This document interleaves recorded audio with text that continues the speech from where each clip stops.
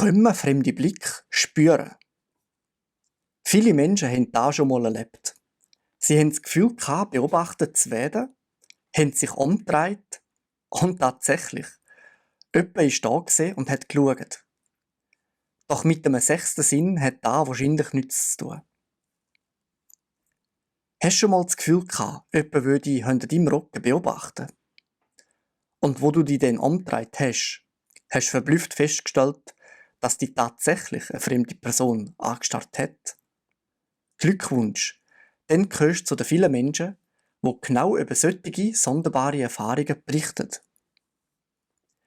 Es gibt dafür sogar einen Fachausdruck. SBO oder Sense of Being Observed. Auf Deutsch das Gefühl, beobachtet zu werden.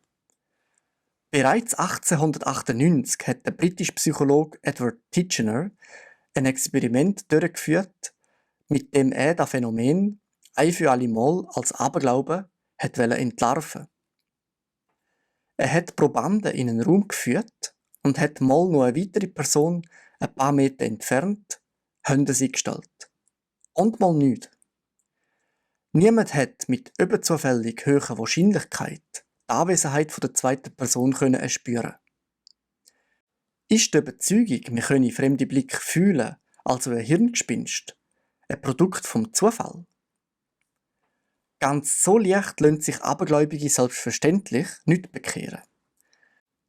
Am Anfang der 2000er Jahre hat der britische Biologe und bekennende Parapsychologe Rupert Sheldrake einen Bericht veröffentlicht, wonach er in mehreren Experimenten tatsächlich den SBO-Effekt bestätigen konnte.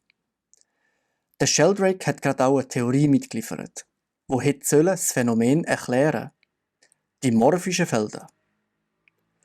Demnach handelt es sich bei unserem Bewusstsein um eine Art elektromagnetisches Feld, wo sogar über grosse Distanz wirksam sein kann.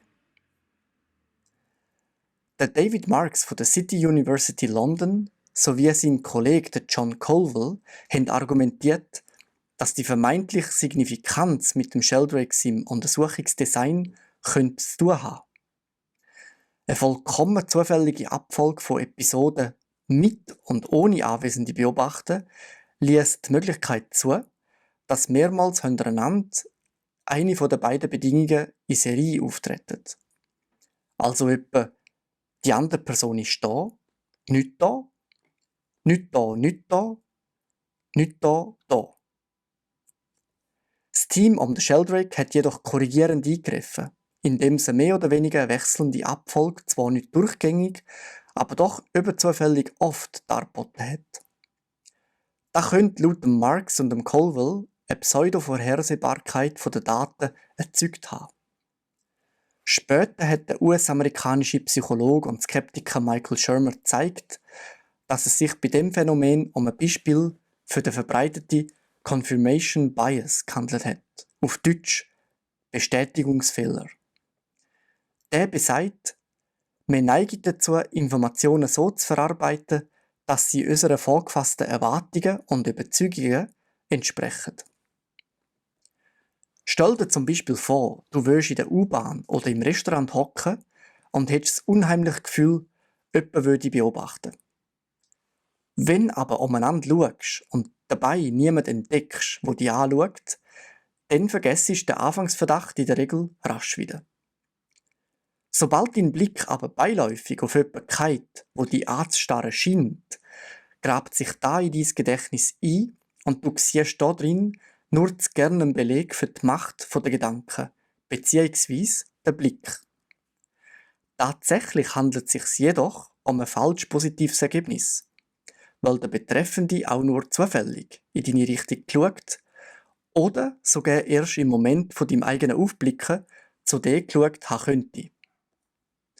Parapsychologen wie der Rupert Sheldrake meinen, alle möglichen Arten von übernatürlichen Phänomenen bewiesen zu haben. Dabei haben sie eigentlich nur eins produziert: Zufallstreffer. Es gehört zu den grössten Talenten von unserem Gehirn, sich selber in der eigenen Annahme zu bestätigen. Dem können wir nur entgehen, wenn wir unserem spontanen ersten Eindruck misstrauen.